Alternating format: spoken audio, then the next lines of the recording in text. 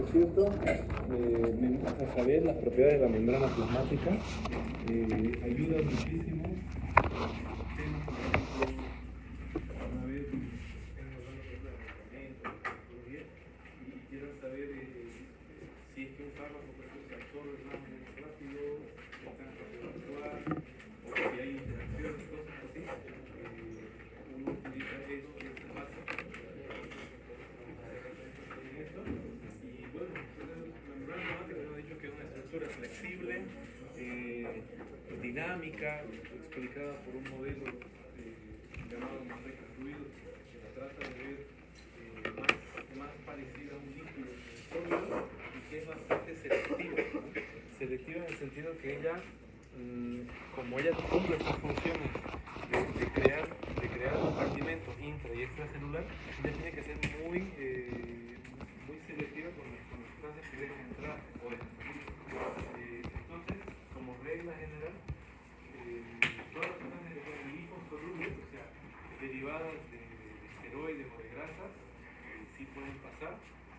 Cuando la sustancia es suficientemente pequeña, también, o sea, tenemos este corte para darnos una idea que es muy pequeño, de 60 kilodaltons o el tamaño del peso de una alúmina, y la carga eléctrica también importa, ¿no? O sea, la carga eléctrica termina interactuando con algunos componentes de la superficie, como por ejemplo el hipocálice, que trata de repeler, ¿no? Esos tres, básicamente, son las condiciones de la permeabilidad selectiva. Ahí está como una especie de dibujito que nos ayuda a recordar la membrana plasmática. Luego, habíamos visto también que hay dentro de la membrana plasmática se ven los fosfolípidos, y estos fosfolípidos se llama una naturaleza anfipática porque ellos tienen como dos porciones, ¿no? Una porción hidrofílica que interactúa con el agua y una porción hidrofóbica que no interactúa con el agua, que además está relacionada con el colesterol, ¿no? Y eso controla como la permeabilidad de las sustancias liposolubles que son capaces de entrar, ¿no? Mira, como regla, mientras más colesterol la membrana tiene, va a ser más permeable a estas sustancias liposolubles. Eso es importante. Los fosfolípidos son diferentes, da la impresión de que es uno solo, ¿no? Pero son varios tipos de fosfolípidos y van a cambiar dependiendo de la longitud de las cadenas de los ácidos grasos. Pero en forma muy general podemos decir que hay fosfolípidos que son internos, o sea, de la cara interna, y fosfolípidos externos, ¿no? Entonces uno escucha de cosas como el fosfato de inositol, la fosfatidilcolina, cosas así, eso lo van a ver en bioquímica, ¿no? Bueno, luego hemos visto que hay proteínas, y las proteínas periféricas e integrales. Las proteínas periféricas, que pueden ser extracelulares o intra, la extracelular actúa puede ser como un medio de fijación de la célula con la matriz, o como un receptor, ¿no? En cambio, las intracelulares, ellas son transductores de señal, así que van asociadas y acopladas a un sistema más complejo, ¿no? O sea, por ejemplo, tenemos la proteína G, van a ver la proteína G, es una de estas familias de proteínas intracelulares, ellas están asociadas a varias subunidades que van a tener modificaciones, y a partir de estas modificaciones van a interactuar con diferentes tipos de segundo mensajero. Hay algunas que interactúan, por ejemplo, con el calcio, otras que hacen con el monofosfato de adenosina cíclico y así, ¿no? Entonces, eso va a terminar aumentando el metabolismo de la célula o disminuyéndolo, haciendo una contracción muscular o una relajación. Entonces, ese es un tema que también vamos a ver, ¿no? Vamos a ver por lo menos 3 proteínas G y las principales señales, ¿no? Vamos a ver qué más.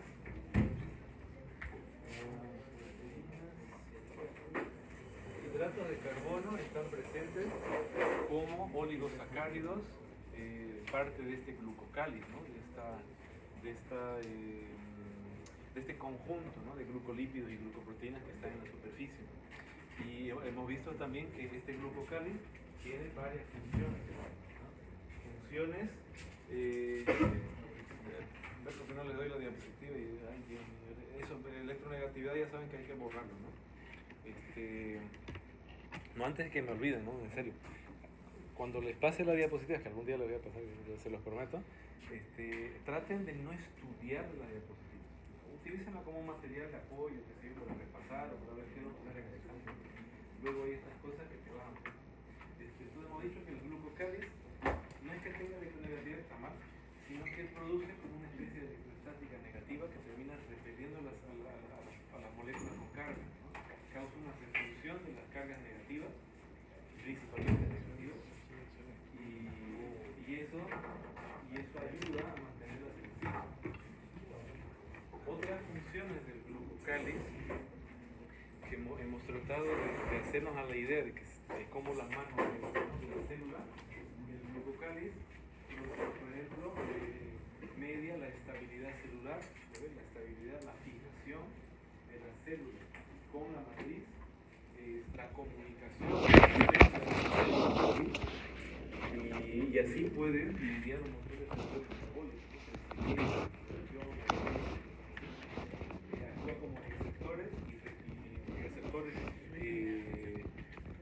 digamos de alguna función, o receptores inmunitarios, ¿no? Como reconocimiento de antígenos, entre otras funciones que son más principales.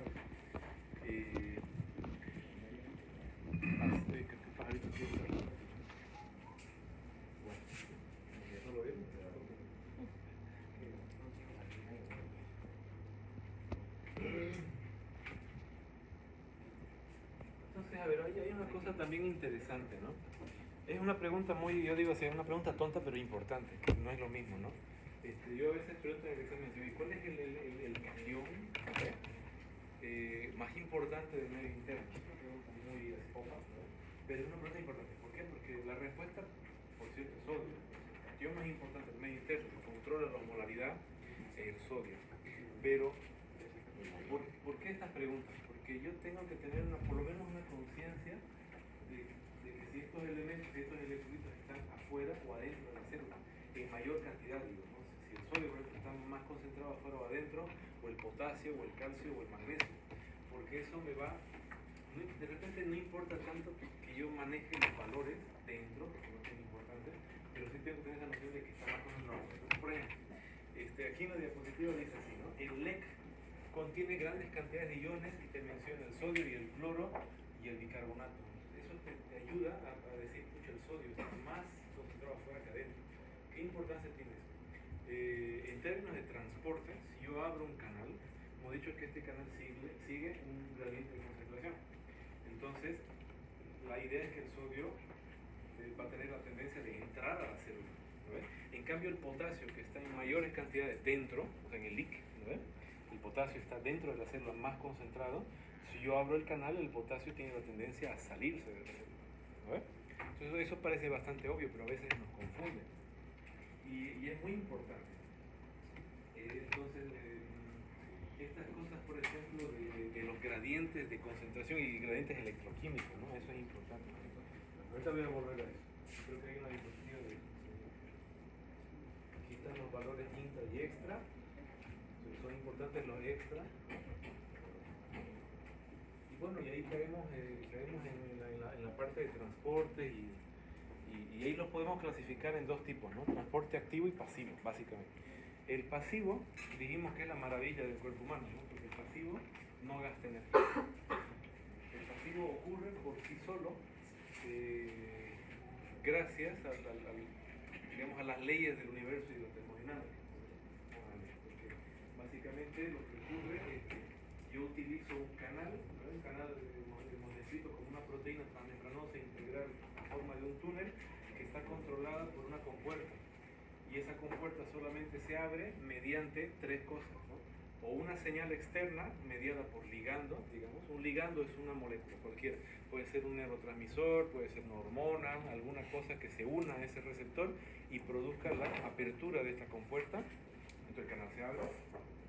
Y también puede ser mediada por cambios en el voltaje de la célula. O sea, ¿qué quiere decir esto? Que la célula básicamente dentro de ella es negativa, casi siempre negativa. Si yo altero esa negatividad de la célula, o sea, yo produzco un cambio en ese estado energético de la célula, en ese estado energético, en ese elevado de voltaje, entonces yo causo la apertura de estos canales de voltaje, ¿no? De repente no tiene sentido ahorita, pero cuando hablemos de contracción muscular va a tener un poco más de sentido. Les doy un pantallazo acá atrás, ¿verdad? Básicamente ocurre lo siguiente, que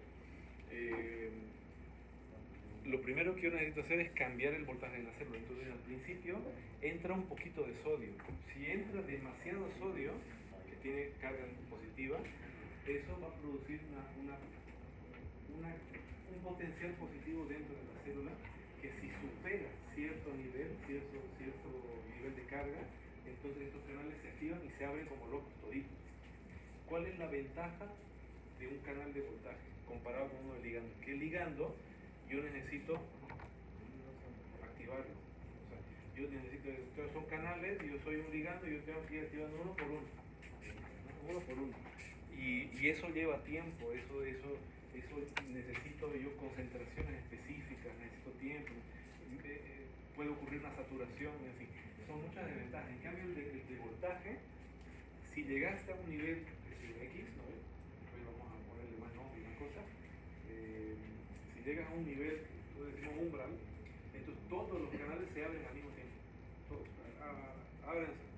Esa es la principal ventaja de los canales de voltaje, ¿no? Que el cambio en el potencial de la célula ocurre mucho más rápido que el del ligando, que necesita que actives uno por uno.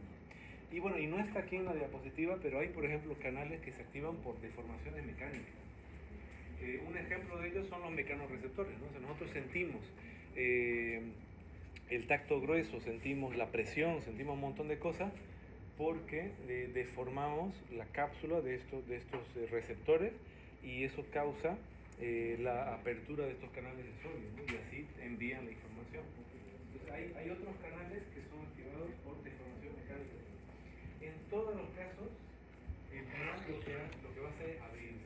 Y una vez que se abre, ahí va a ocurrir la magia, ¿no? O sea, va a ocurrir la difusión simple. O sea, del compartimento más concentrado se va a pasar al menos concentrado siguiendo un gradiente de concentración.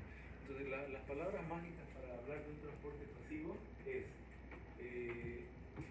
a favor de un gradiente, o sea, va a favor de un gradiente de concentración cuesta abajo de mayor a menor, no está de más digamos, tener esa redundancia, y sin gasto de energía.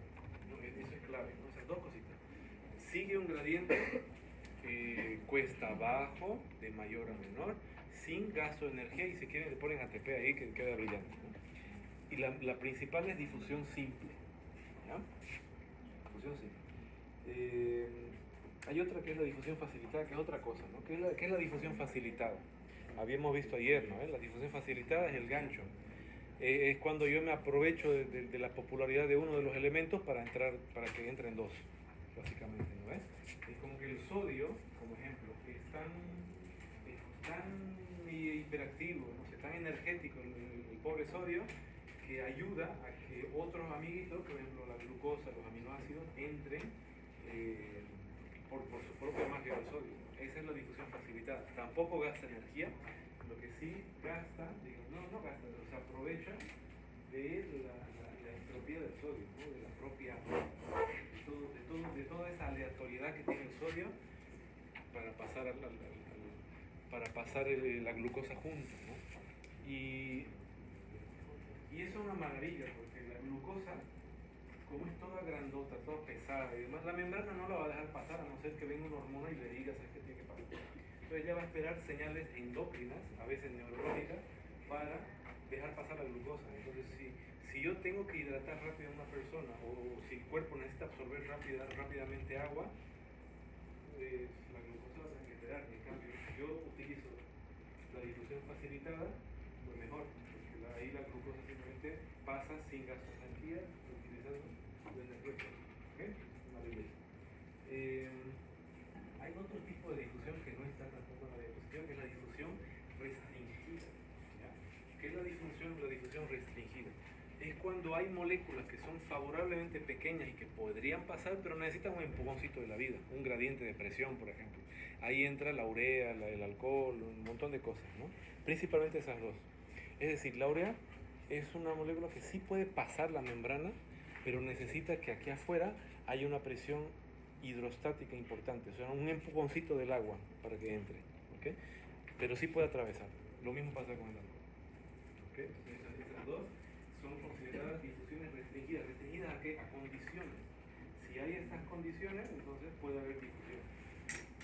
¿Ok? Pero si no, no. Eso es transporte activo. Transporte activo, hemos dicho que es la magia pura. Entonces, si esto ya a mí me sorprende mucho, el transporte activo es una maravilla. ¿Por qué? Porque el transporte activo va en contra de las leyes del universo. Como ejemplo, opa, pero bonito, pusimos el ejemplo de ayer de la gravedad, o sea, que es una cosa así media rara, ¿no? O sea, imagínense, yo libero un objeto y en vez de caer sube, una cosa así, ¿no? En la célula pasa lo mismo. Si yo en el transporte pasivo sigo un gradiente de concentración cuesta abajo de mayor a menor, en el transporte activo yo voy en contra del gradiente, ¿no? Yo voy en contra a lo que se espera. Y para eso pago peaje, ¿no? Para eso pago energía. Hay dos tipos de transporte activo, el primario o el secundario, dependiendo si yo creo el gradiente o lo mantengo. Entonces, si yo creo ese gradiente de concentración, es activo primario. Y se refiere a las bombas, ¿no? A la bomba de sodio y potasio, por ejemplo, que es la que saca el sodio, mete potasio y termina creando dentro de la célula como una especie de vacío de sodio. O sea, si yo saco sodio, todo el sodio saco, entonces afuera va a haber mucho sodio más que adentro y eso genera el gradiente. Por eso yo digo, la bomba, ella genera ese gradiente de concentración del sodio y del potasio. Es muy importante. Sin la bomba no hubiese vida. En realidad la vida acaba cuando la bomba deja de trabajar. Es así. En realidad nosotros estamos respirando y haciendo todo para la bomba, ¿no? Que el rato que no respiramos, no hagamos ATP, la bomba funciona en base a ATP, no consigue sacar el sodio comienza a aumentar y entra en equilibrio con la parte extracelular y ahí morimos. Ahí se acabó la potencial. ¿Ok? Esa es la primera. Y la secundaria es cuando yo tengo el gradiente de concentración. Yo voy en contra del gradiente de concentración, pero necesito la energía para mover dos elementos o intercambiar.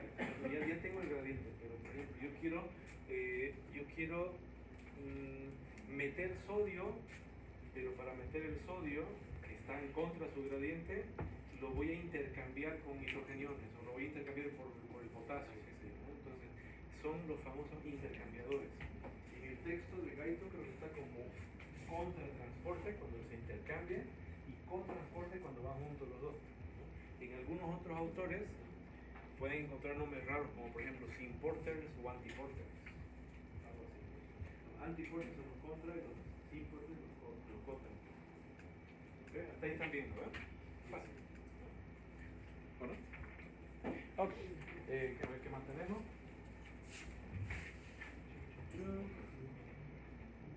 Transporte pasivo, necesitamos un gradiente. Como habíamos visto, el gradiente puede ser químico, digamos, de concentración de partículas, o puede ser eléctrico. Cuando yo tengo una situación, por ejemplo, en donde, imagínense así, mira, dentro de la célula hay muchas cargas negativas y afuera positivas.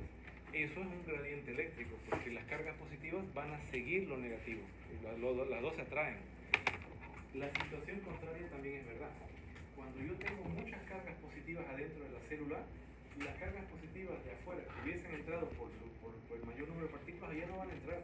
Porque van a decir, ¿para qué voy a entrar si está todo positivo afuera, está todo positivo adentro?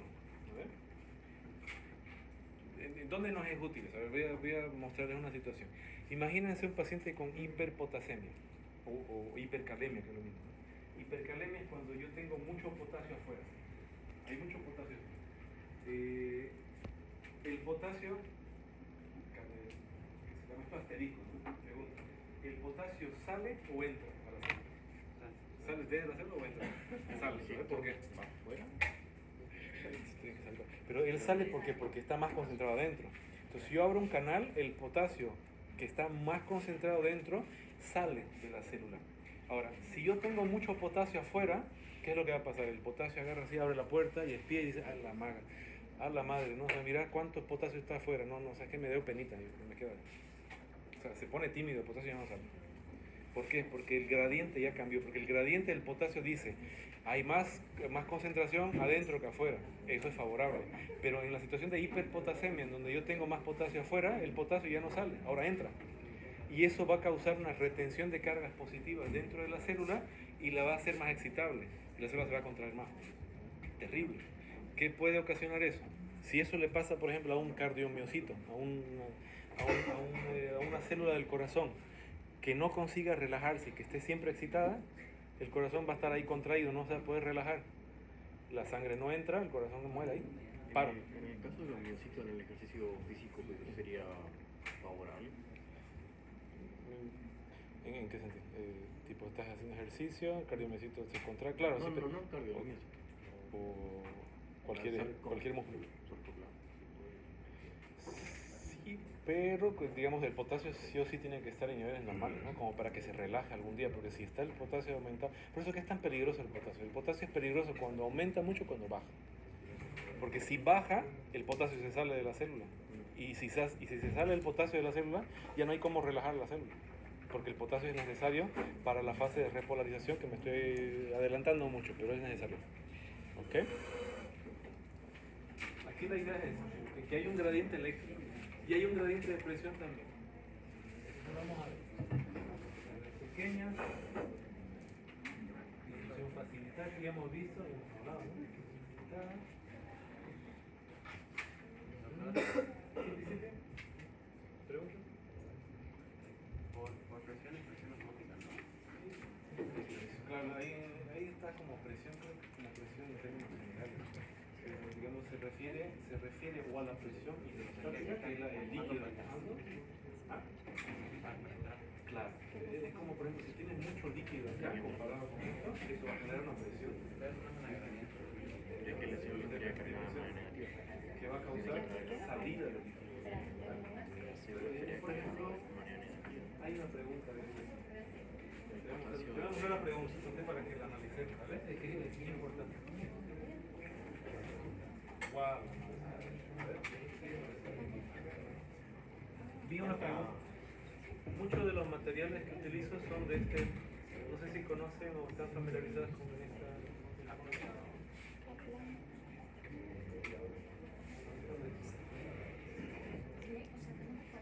Eso también se lo voy a contar. ¿Dónde está en inglés? Está por acá. Ahí en acá. Mira. ¿No? Dice ahí, ¿cuál es el mecanismo patofisiológico cardiogénico del edema pulmonar?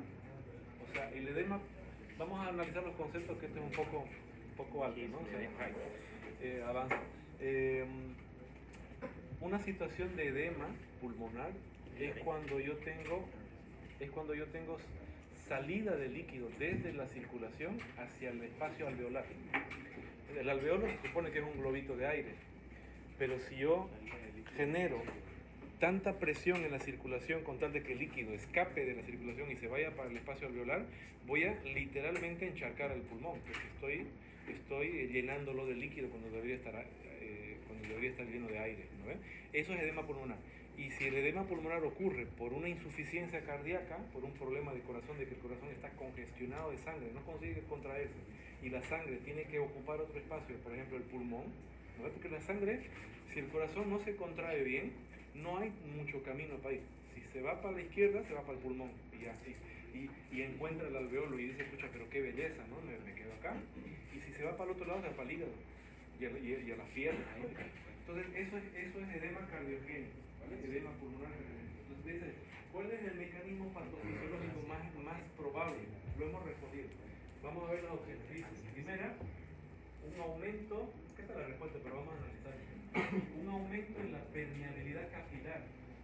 No, o sea, aumento de la permeabilidad capilar significa que el endotelio se hace espacio y el líquido escapa. O sea, el endotelio inflamado hace un espacio y el líquido comienza a escapar por ese espacio inflamatoriamente generado. Entonces, no es. Dice una disminución de la presión oncótica vascular. No, porque en ningún momento hemos mencionado la disminución de proteínas. Si se disminuyen las proteínas del plasma, el líquido va a escapar. Pero eso podría ocurrir, por ejemplo, en una especie de enfermedad hepática, cirrosis, cosas así. caso de la cardiogénica. La C, aumento de la presión hidrostática. Correcto. ¿La presión hidrostática qué es? Es cuando yo tengo mucho volumen, mucha agua dentro de la circulación y esa agua genera presión, o sea, fuerza en la superficie. Ejerce una fuerza muy grande en la pared vascular. Es como el micro, no sé si, no sé, pero en el micro hay una situación bastante interesante, ¿no? Esto es meme, pero de la vida, ¿no? No sé si usan este transporte público, pero a ver, cuando uno ingresa, uno ya quisiera pues, ir paradito bonito o sentado, ¿no? Pero la cosa es que el micro dice, oye, vamos pasando para atrás porque hay espacio, ¿no? Y hay una situación en donde ya la gente ya no cabe en el micro y comienza a desbordar, va por la ventana, sale por la puerta y literal van colgándose, ¿no? Y lo mismo que pasa acá. Si yo tengo mucha presión sobre la superficie, voy a acabar desbordando, voy a acabar saliendo. Y eso es lo que ocurre en la cardiogénica. Entonces, un aumento de la presión hidrostática. Hay mucho volumen. ¿Cómo lo trato? ¿Cómo trato un edema cardiogénico sabiendo esto? Sacando líquido. Sacando líquido, ¿cómo? Con una jeringa. Diurético. Le da diurético y hace pipí. Claro. Eso lo que hay que hacer es ponerle diurético de una vez y hacerlo orinar. Y la... No, porque el drenaje y es otra cosa. El drenaje es cuando tienes líquido, pero entre las pleuras. Cuando el líquido está entre las pleuras, sí puedes pinchar y sacar, ¿no? Pero en este caso está dentro del alveolo. No hay cómo sacar. Entonces vos lo haces orinar, disminuyes el volumen de la circulación y esto se reabsorbe, ¿no? Y la D es el intersticial. Eso también, pero no es que, como digo, este también podría ser un mecanismo, pero si tuviéramos disminución de proteínas, por ejemplo, un problema hepático, podría ser. Y la E, la D y la E son ridículas. ¿También? Bonito, ¿no? O sea, por eso te digo, tiene toda la relación con los gradientes de presión. Ya que estamos viendo este tipo de casos, creo que no hay mucho más que hablar aquí. Les voy a mostrar un caso, ¿no? Uno de varios, ¿no? Porque en realidad nos vamos a pasar viendo casos de todas. Pero este de acá es sobre el tema que estamos viendo. Vamos a hacer La diferencia de contratransporte con contratransporte. Ya, el contra es cuando yo agarro, si no incluso hay memes de eso, ¿no? Bueno, sí, de todo es meme. Yo meto el sodio, saco el potasio. No es la bomba, ¿no? Sino yo meto el sodio, saco el potasio. Por ejemplo, en el túbulo renal, yo reabsorbo el sodio que se estaba yendo para el pipí, lo reabsorbo y lo meto a la circulación y lo boto el potasio y ese potasio se va para el pipí. Más que el drenaje para que vaya ese líquido ahí con la falta de líquido. Ese es el contra, ¿no? Y el cotransporte es cuando los dos van juntos en el mismo sitio. Por ejemplo, otra vez, en el túbulo renal, por ejemplo, hay el cotransporte de sodio, potasio, cloro, todos en el. Y la pregunta que nos mostró antes de eso dice por qué tiene acceso líquido o solo está ahí y tenemos que sacarlo. Pasa que en la pregunta que acabamos de hacer, pasa que el corazón no funciona y eso hace con que no consiga manejar volumen. El corazón está enfermo, no consigue manejar volumen, entonces todo ese líquido que está dentro de la circulación termina saliéndose para afuera. Es por eso que las personas tienen los pies hinchaditos y comienzan a tener edema. También. Pero por otro motivo, por ejemplo, si el corazón no funciona, ya está en terminal, no funciona, el cuerpo lo que va a pasar es que esa presión va a ir bajando. La presión va a ir bajando porque las arterias van a ir abriéndose y si se abren, el diámetro de las arterias va a generar menos presión. Entonces la presión arterial va a ir bajando. ¿El cuerpo qué va a hacer? El cuerpo va a hacer, lo va a compensar no con más sangre, sino con reabsorber más sodio. El cuerpo va a decir, pero la presión está baja. Y tengo una idea, vamos a reabsorber más sodio y botar el potasio. El cuerpo comienza a reabsorber sal. ¿Y la sal qué va a hacer? Osmosis, agua. ¿Y el agua qué va a pasar? Va a hinchar, el corazón va a decir, pero que no puedo manejar más presión. Y así va a ser. Entonces, ¿qué va a pasar? Vas a ir juntando más agua y esa agua va a comenzar a diluirte el sodio, el potasio, los electrolitos del cuerpo. Cuando vos ves el sodio diluido en un paciente cardíaco, que ya está terminal. ¿Y qué va a pasar si el sodio disminuye? ¿Qué va a pasar con la neurona? La neurona es más concentrada que el plasma en este momento porque el sodio bajó, entonces el agua va a entrar a la neurona, que la va a reventar por convulsión. Eso también ocurre en diabéticos. Sí, porque pasa que el diabético está asociada a la presión alta, está asociada a daños de órganos medianos. Vamos a ir por partes. Vamos a ver este caso, ¿vale? Tenemos un poquito de tiempo. Dice así, hombre de 43 años que se presenta en la clínica del médico con quejas de dolor epigástrico. Zona epigástrica, ¿no? El cuadrante superior del abdomen.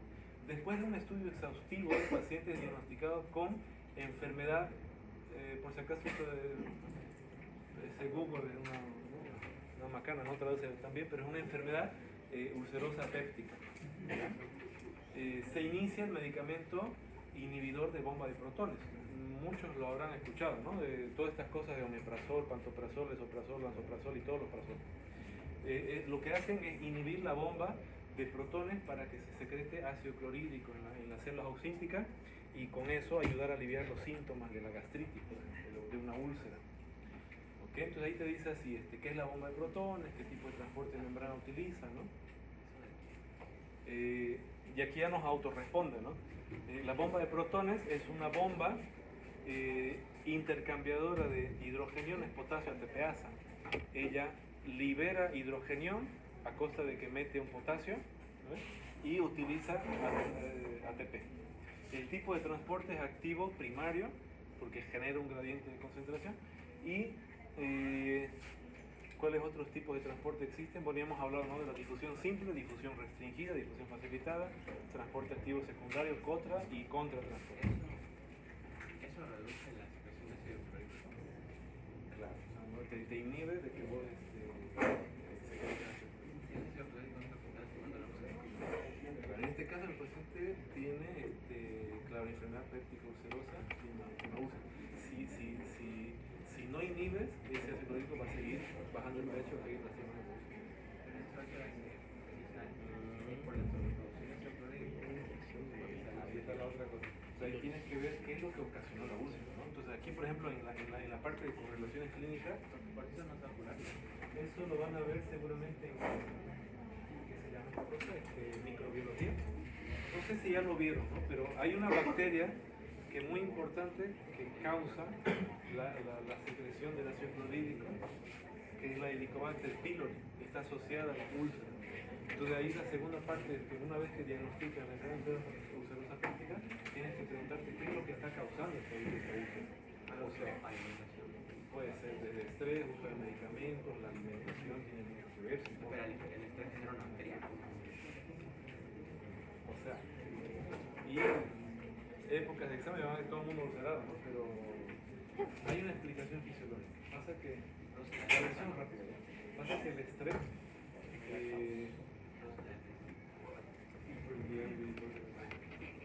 pasa que el estrés te da como una especie de estado proinflamatorio. Hay la producción de muchas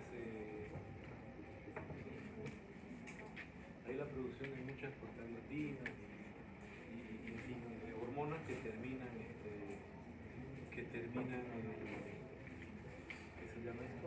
Aumentando la producción de adrenalina. Todo el mundo ulcerado de todo. Y si esto lo combinas con la mala alimentación de tomar café, estimulantes, comida rápida, es un desastre, ¿no? Bueno, claro. Aquí, por ejemplo, están algunas causas, mira, factores de riesgo para desarrollar esta enfermedad: el uso de antiinflamatorios no esteroideos, alcohol, tabaco, el estrés, ¿no? Estrés fisiológico, traumatismo, sepsis, enfermedad en general, y la infección por el Helicobacter pylori. Entonces hay que tratar la causa. Vos vas y tratas la causa. Pero siguiendo el caso,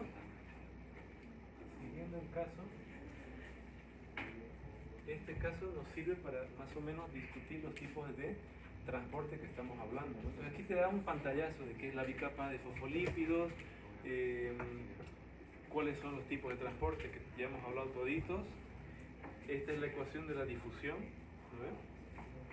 Dice la tasa de movimiento de partículas va a depender de los gradientes de concentración y del área de superficie, ¿no?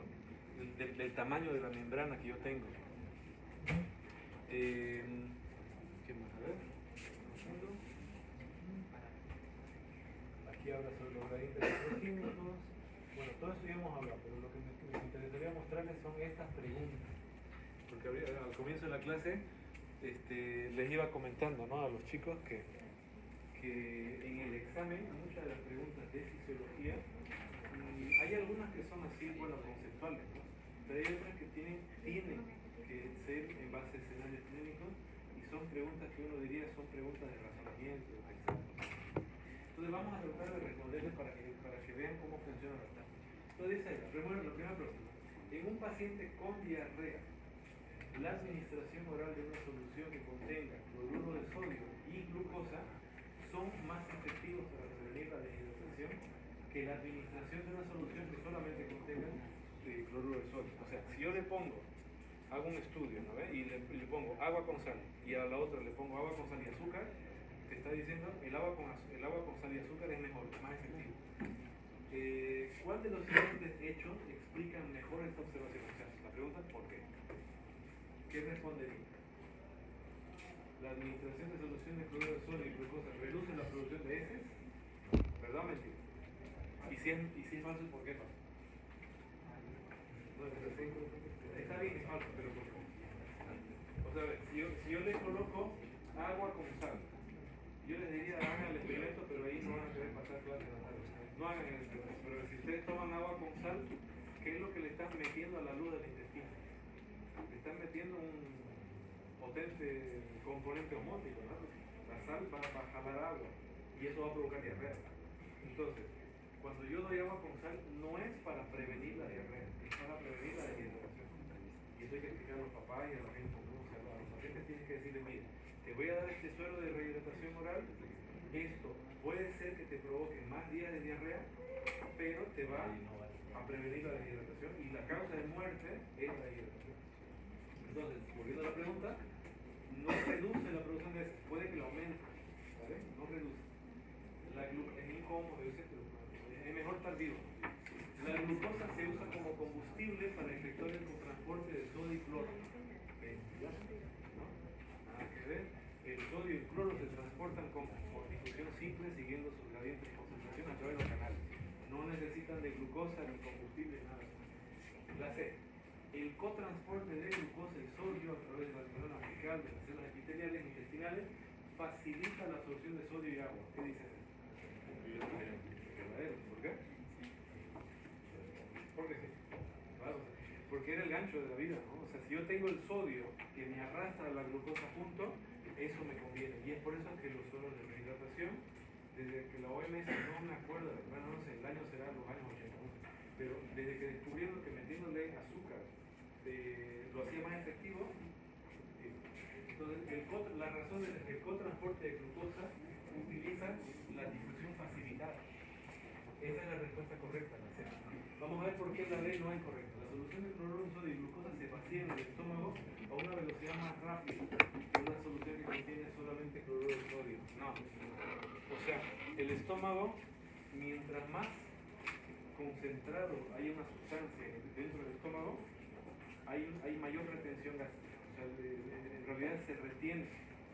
Si algo está muy concentrado, muy condimentado, muy salado, el estómago va a decir, pero un rato, pues déjame que lo absorba. ¿Ok? ¿Ok? ¿Por qué le ponen más sal al churrasco? Sabe rico. Y otra razón, más conversión. Para absorber. Ahorita se mira, tienes poca carne y mucho invitado. Y ellos constantemente hay mucho invitado y poca carne, ¿no? O le ponen harta sal. Lo que va a pasar, retención gástrica, la gente se va a saciar y es por eso que te pones sal en el churrasco. No tienes que decir, no, sin sal, yo tengo que vivo. ¿Ok? Bien. Vamos a la 2. Se encuentra que la tasa de absorción de un fármaco, esta está buena, mira, esta aplaza a mucha gente, gracias pues. A ver, se encuentra que la tasa de absorción de un fármaco tomado por vía oral aumenta a medida que la dosis ingerida se incrementa, hasta un punto en que los aumentos adicionales en la dosis como resultado dan como resultado ningún aumento adicional de la tasa de absorción. La absorción hace no parecer dar lugar a... ¿What? Es que está mal traducida esta cosa, ¿no? Pero a ver, la absorción parece que no tiene uso de ATP. ¿Cuál de los siguientes procesos describe mejor el fármaco, la absorción del fármaco? ¿Qué transporte utilizó el fármaco para absorberse? La voy a traducir mejor. Mira, dice, nosotros tenemos un fármaco que mientras le metemos más fármaco, mejor se absorbe. Pero hay un punto en donde no importa qué tanto fármaco yo le meta, que ya no se absorbe más. ¿Cuál de estos transportes utilizo? Vamos a pensar. Si fuera difusión simple, que no es. ¿Por qué no es? La difusión simple es, yo abro la puerta y la cosa se me va a transportar hasta la muerte de un sucho. No hay detención. O sea, la difusión simple no tiene una fecha de caducidad. O sea, puede continuar para siempre. Mientras yo tenga un gradiente de concentración, puede continuar. Entonces, si yo le voy metiendo fármaco y voy generando más fármaco, mejor para la difusión. Más se absorbe. ¿No ves? Pero difusión simple no es. ¿Por qué no sería transporte activo? Estos transportes activos se pueden ir al tacho. ¿Por qué? Porque ya te está diciendo no tiene ATP, no tiene gasto de ATP. Entonces transporte activo no es. Entonces ya me va quedando mejor. Tengo difusión facilitada y difusión restringida. ¿Cuál de esas es? Que pueden ser cualquiera. ¿Por qué no sería difusión restringida? Y ya voy descartando. Porque la difusión restringida es, si yo tengo las condiciones necesarias, por ejemplo, una mayor presión hídrica, entonces la difusión va a seguir su camino de difusión, o sea, va a ser la misma difusión, lo único que me está pidiendo es condiciones. Entonces, tampoco es, porque aquí me dice que hay un momento en donde no importa qué tanto fármaco le dé, ya no se absorbe más. Eso encaja con la facilitada. ¿Por qué? Porque la facilitada es un transportador que necesita un espacio para el sodio y un espacio para la molécula glucosa, digamos. Si yo tengo las dos, el transportador hace esto, se absorbe. ¿Ya? Ahora, imagínense que si yo doy el fármaco, entonces entra el sodio, entra el fármaco. Los dos están ocupando, se absorbe. Pero si yo le comienzo a dar fármaco, va a llegar un momento en donde el fármaco va a llegar y ya está ocupado el asiento. No hay sodio también. Claro, ya está el sodio, ya está el fármaco, pero ya no hay sitio en donde se pueda unir. Eso se llama saturación. Entonces se va a saturar. La difusión facilitada puede llegar a una saturación. Entonces esa sería la respuesta correcta. Pregunta seria. ¿Fácil? Yo me acuerdo que el año pasado se quedaron así. La traducción. ¿No va a traducir su examen? No, bastante mejor vez.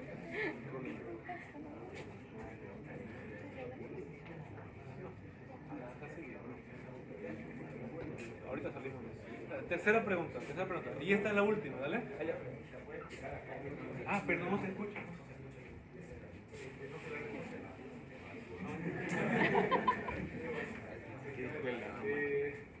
Vamos. Se dice, yo tengo un fármaco y yo mientras aumento la dosis del fármaco, pero doy más fármaco, más saturo. El fármaco se absorbe. Entonces, llega un punto, dice, en donde el fármaco, no importa qué tanto yo le dé, que ya no se absorbe más. Entonces, dice, ¿cuál de estos procesos de transporte se ha utilizado?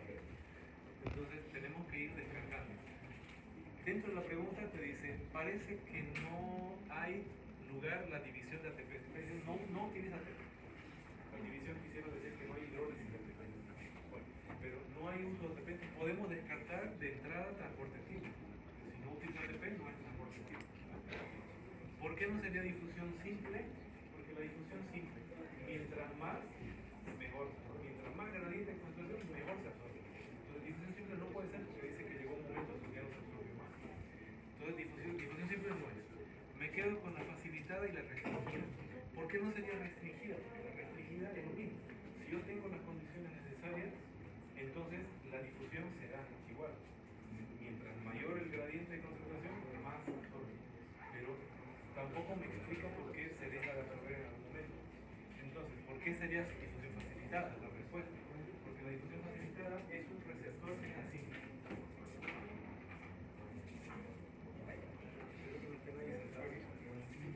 Esto es así como antiguamente se jugaba en los cumpleaños, no sé, en los cumpleaños había un payaso y el payaso te ponía así la sillita y uno se daba vueltas así hasta que tenía que sentarse y a verse. Entonces imagínate que estamos jugando, hay dos sillas, ¿ves? Una es para el sodio y la otra es para el fármaco. ¿Lo ves? Es para el fármaco. Entonces, la idea es que si hay muchas sillas, hay muchos transportadores. Si yo doy mucho fármaco, la probabilidad de que el fármaco venga y se siente rápido y se absorba, mejor. Pero va a llegar un momento en donde el fármaco y el sodio ya estén sentados y yo voy a seguir aumentando la dosis y el fármaco dice, pero yo no tengo lugar. Entonces ya no, esa dosis extra ya no va a dar lugar a la absorción. Entonces es como que ya está saturado, ya está ocupado los asientos. Ya no sirve aumentar la dosis. Entonces, el único transporte que me explica es la diferencia. Porque ya está ocupado los asientos, los sitios activos. Esa es la 2. La 3, vamos con la 3 y no vamos. La 3 dice así, se observa, otra vez vamos con fármaco. Quiero otro comentario, ¿no? Es mejor prevenir que lamentar, ¿no? ¿Qué pasó el año pasado? Pasa que yo ponía estas preguntas y los chicos de entrada decían, pero yo no sé farmacología, ¿cómo voy a responderla? Y no sé cuál. Pero no es necesario saber farmacología. Dice el fármaco, pero el principio es fisiológico. Entonces yo quiero que no se asusten si leen fármacos, si leen enfermedades. Yo sé que lo pueden resolver. Perdón, yo sé que la pueden responder. Entonces vamos a ver. Se observa que un fármaco causa solo un cambio en el potencial de membrana en reposo de las células epiteliales intestinales de menos 60 milivolts a menos 50 milivolts. O sea, hay un fármaco que dice que cuando se lo administra causa un cambio de menos 60 a menos 50. De los cuales, ¿de cuáles de los siguientes es más probable que se observe los siguientes hallazgos? Ya. Disminución de la tasa de difusión de potasio, aumento de la tasa de difusión de potasio, disminución de sodio, aumento de sodio o aumento de la urea. ¿Cuál podría ser? ¿Ah? ¿La B? A ver, vamos a ver. Aumento de la tasa de difusión de potasio en las células. Oye, no sé, ¿eh? Para empezar, comencemos esto. Mira, ¿qué es lo que está ocurriendo en la célula? ¿El potencial está aumentando o está disminuyendo? Si yo tengo menos 60 y ahora voy a menos 50, ¿qué es lo que hizo? Aumentó. O sea, ¿yo lo estoy haciendo más negativo o más positivo? Más positivo. ¿Eso qué quiere decir? Que están entrando cargas positivas dentro de la célula. Está aumentando la carga positiva. Ahora, vamos a ver el potasio. Sabiendo eso, aumento de la tasa de difusión del potasio, dale.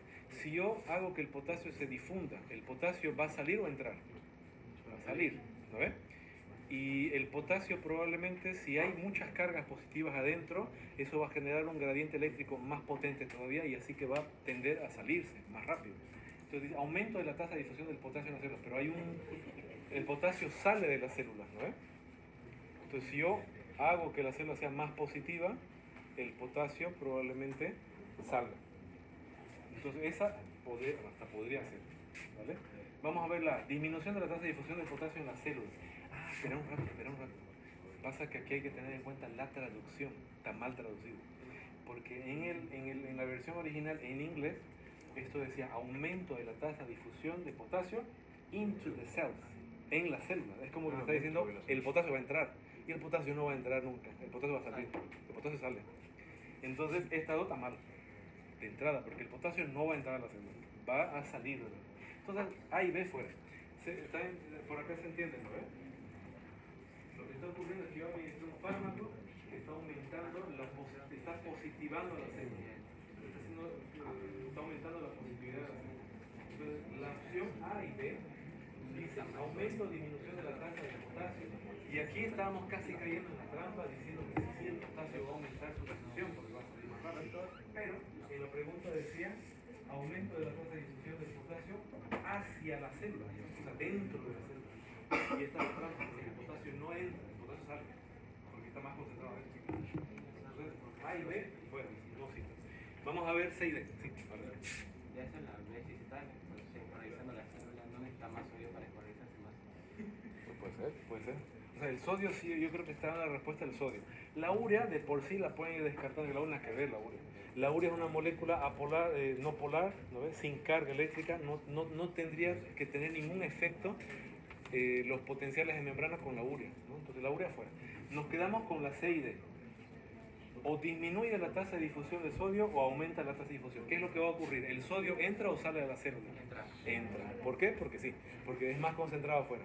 Y si yo despolarizo a la célula, yo aumento las cargas positivas, es lo que habíamos hablado hace rato.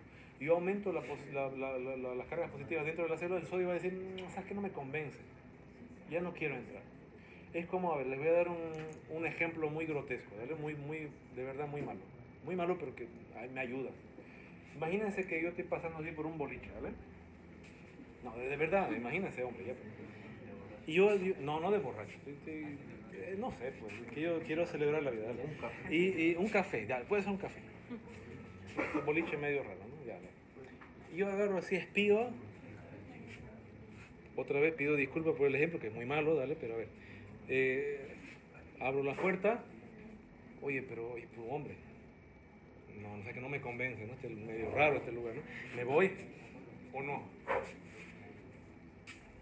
Espío por acá, oye, sí, este lugar está más interesante, me meto, ¿no? Entonces, lo mismo con el sodio. El sodio dice, ¿para qué voy a entrar? ¿Para puro positivo ahí? ¿No? Es un exceso de positividad, hombre, yo quiero negativo, digamos, ¿no? ¿Me entiendes? ¿No? Estrógeno, testosterona, o sea, hello, ¿no?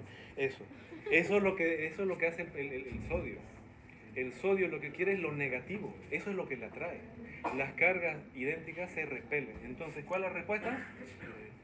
Ese fármaco que me despolariza la célula y me aumenta la positividad de la célula, acaba disminuyendo la tasa de difusión del sodio a la célula, porque el sodio ya no va a querer entrar. Él va a decir, no, ¿sabes qué? No me convence, me voy. ¿Se entiende? ¿Por qué? Por el gradiente eléctrico. El sodio quiere que sea más negativo. Ahí entro, vamos. ¿Está bien?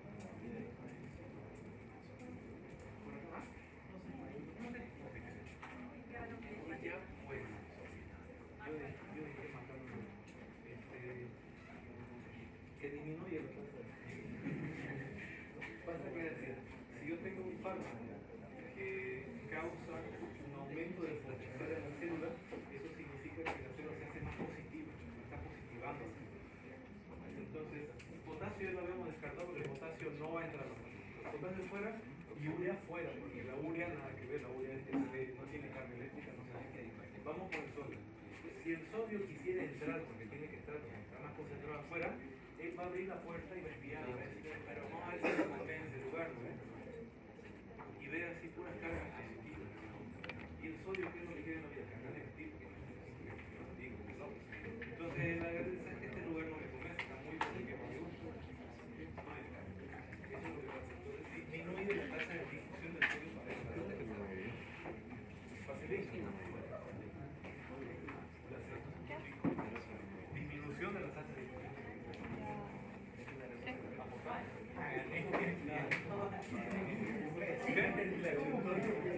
¿No entiendes?